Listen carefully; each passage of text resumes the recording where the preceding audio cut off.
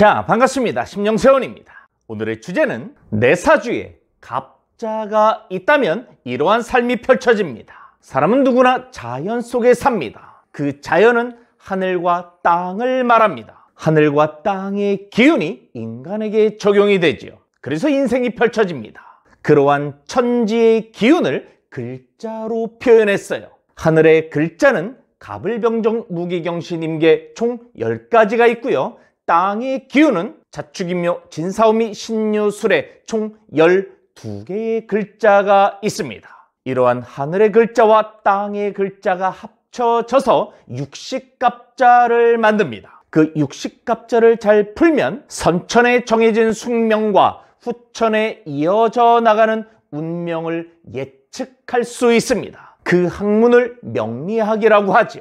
그러한 간지를 쫓아서 예측함으로 추명학이라고도 합니다. 이러한 명리학, 간지학, 추명학의 근본적인 요소가 바로 간지 총 60개, 이것을 육식갑자라고 하죠. 이 육식갑자를 그래서 우리들은 잘 살펴볼 필요가 있습니다. 오늘 첫 번째 갑자에 대해서 알아보겠습니다. 사람은 누구나 태어난 연이 있고요. 월, 일, 시가 있습니다.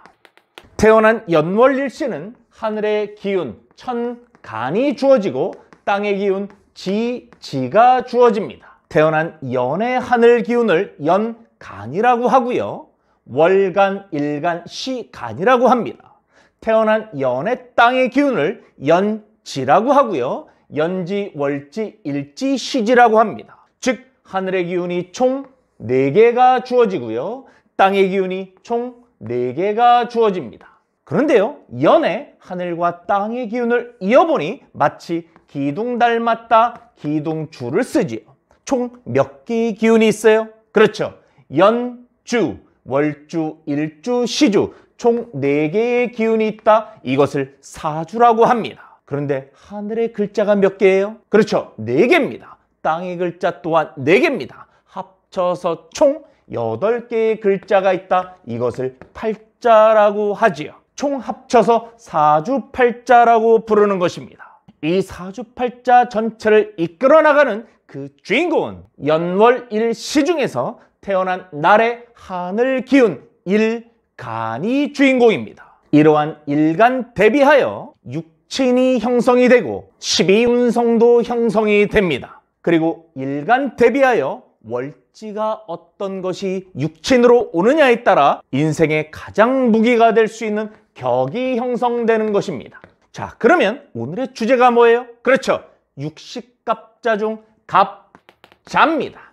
하늘에선 갑이라는 목의 기운을 주었고요. 땅에서는 자라는 수의 기운을 주었습니다. 그러면 사주팔자에서 갑자란 간지가 연에 와도 되고 월일시에 와도 이러한 기운이 있고요. 좀 더 강력한 기운은 이 갑목이 태어난 날에 적용될 때입니다. 왜요? 사주 전체를 이끄는 주인공이라고 말씀드렸습니다. 그래서 태어난 날이 갑자일이라면 오늘 말씀드릴 기운이 강력하게 적용이 됩니다. 그리고 또 하나 강력한 힘은 갑일간에 태어나고 조후의 영향을 가장 많이 주는 월지가 자수일 때 가장 많은 영향을 끼칩니다. 이것은 하나의 격이 되기 때문이죠. 자, 그러면 오늘 갑자부터 육식갑자를 하나하나 어떠한 특징이 있는지, 어떠한 삶이 펼쳐질 가능성이 있는지 학문적으로 명확히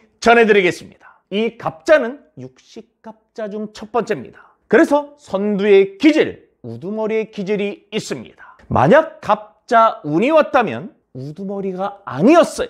그런데 그때는 우두머리가 되고 싶은 기운이 생길 수 있는 거죠. 좀 더 설명을 일목요연하게 전해드리기 위해서 갑자 날에 태어난 일주론으로 펼쳐드리겠습니다. 갑자 날에 태어난 사람은 우두머리 기질이 있다고 했습니다. 그래서 고집도 세지요. 한마디로 갑자 날에 태어난 사람은 자존심으로 세상을 삽니다. 갑목 일간에 태어난 사람들이 이러한 성향들이 많은데요. 그 중에서도 갑자 일 일주가 유독 강한 이유는 육식갑자의 첫 번째이기 때문입니다. 그리고요, 자수가 간목을, 수생목을 지속적으로 해주기 때문에 이 갑의 기운이 더 세지는 거죠. 그래서 이 갑자를 잘 활용하면 조직의 장이 될 수 있습니다.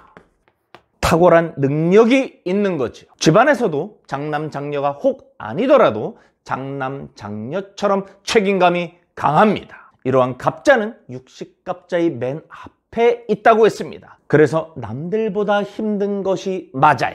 반대로 그것을 이겨내는 힘 또한 강합니다. 불굴의 의지가 있지요. 그 어떤 고난과 역경이 오더라도 이겨내는 힘이 아주 강한 것이 바로 갑자입니다. 그러나 갑자를 잘못 활용한다면 어떻게 될까요? 지나친 고집과 자존심 때문에 대인관계가 불편해질 수 있어요. 조직 생활의 융화를 잘 못할 수 있습니다.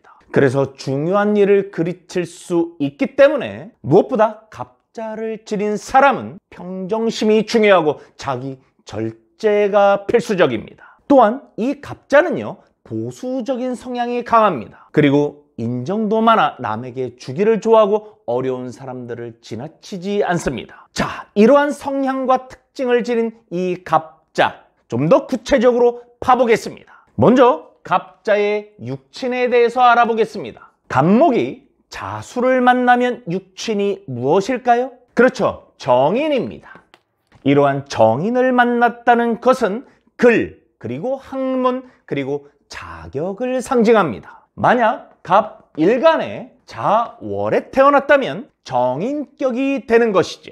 그래서 평생 글, 학문, 자격을 떠나지 않습니다. 그렇다면 그러한 글과 학문, 자격은 어떠한 형태를 지닐까요? 이 자수를 잘 살펴볼 필요가 있습니다. 이 자수는 깜깜한 한밤중입니다. 눈에 잘 보이지 않아요. 아주 미세하죠.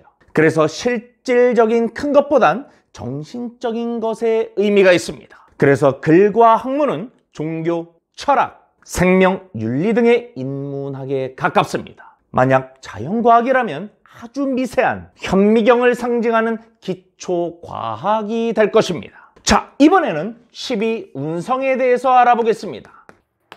12운성이 뭐예요?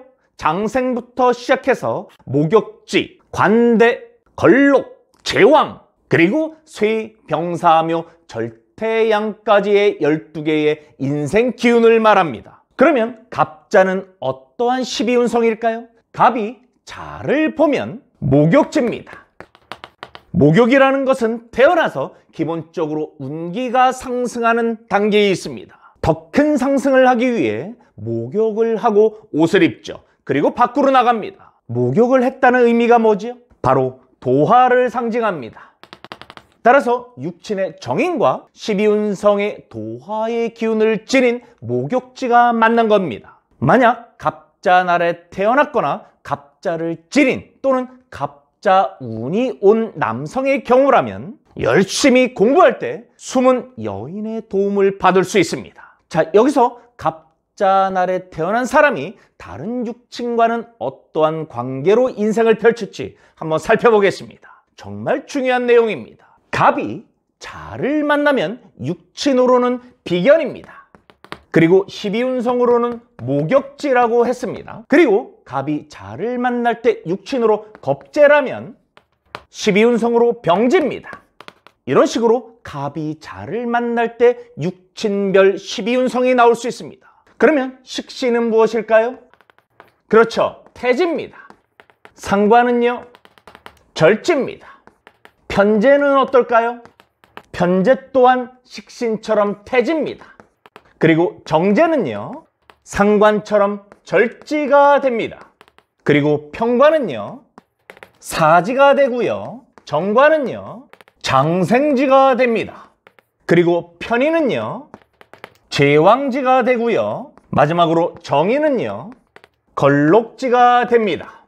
자, 그러면 육친별 기운을 한번 살펴보겠습니다. 식신 태지입니다. 상관 절지고요, 편재 태지고, 정재 절지입니다. 즉 식상생재의 모습은 힘이 없습니다. 대신에 정관, 편인, 정인, 굉장히 힘이 강하죠.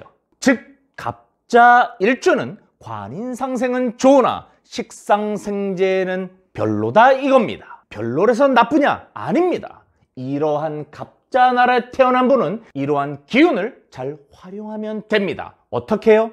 이렇게 활용하시기 바랍니다. 만약 갑자일주가 금전이나 사회활동을 한다면 직접 생산, 납품하는 일반적인 사업은 권해드리지 않습니다. 반면에 큰 조직과 손을 잡은 용역이나 인허가권 사업은 좋습니다. 여기서 하나를 더 말씀드리자면 육친적으로 건강을 상징하는 것이 무엇이죠? 그렇죠, 식상입니다. 그런데 이 식상이 태지 절제입니다. 그리고 나를 도와주는 비견이 욕지고 겁재가 병지입니다. 그래서 몸이 약할 수 있습니다. 따라서 규칙적인 운동, 규칙적인 식사를 통한 건강을 잘 살필 필요가 있습니다. 여기서 하나를 더 말씀드리자면 이 갑자날에 태어난 사람들을 봤을 때 남성과 여성으로 구분할 수 있겠죠. 이 자수는요, 남자는 애초 양의 기운이 가득합니다. 여성은 음의 기운이 가득하죠. 사주는요, 조화로운 것이 가장 중요합니다. 따라서 자수는 남자에겐 보다 더 유리하게 활용할 수 있고요, 여성에겐 조금은 불리하게 활용할 수 있습니다. 자, 오늘 육식갑자의 첫 번째 갑자에 대해서 알아봤습니다. 태어난 사주팔자에 그 어디에서라도 갑자가 있거나 가장 강력한 갑자의 힘은 갑자날에 태어나거나 갑목일간의 자월에 태어난 경우입니다. 그리고 그 기운은 사주 원국보단 작더라도 운에서 갑자가 왔을 때도 오늘 말씀드린 내용들은 적용됩니다. 오늘 전해드린 내용을 토대로 갑자를 인생에 잘 적용하시길 기원합니다. 앞으로 육식갑자를 순차적으로 전해드릴 것이고요, 더불어 명리학의 기초부터 응용까지, 그리고 명리학에서 미처 못 보는 것을 구성학이라는 학문에서 볼 수 있습니다. 그러한 구성학도 기초부터 응용까지 아낌없이 전해드리겠습니다. 또한 태어난 시간은 바꿀 수 없는 숙명입니다. 이러한 숙명의 사주의 부족함을 채워줄 수 있는 방법, 이것을 개운법이라고 하는데요, 그 개운법 중 가장 중요한 것이 내가 어느 공간에 사느냐, 바로 풍수입니다. 이 풍수를 사주 대비해서 살 필요가 있습니다. 그 또한 아낌없이 전해드리겠습니다. 육식갑자를 지혜롭게 잘 활용하는 여러분들이 되시길 기원합니다. 힘차게 기원드립니다. 아자아자 파이팅!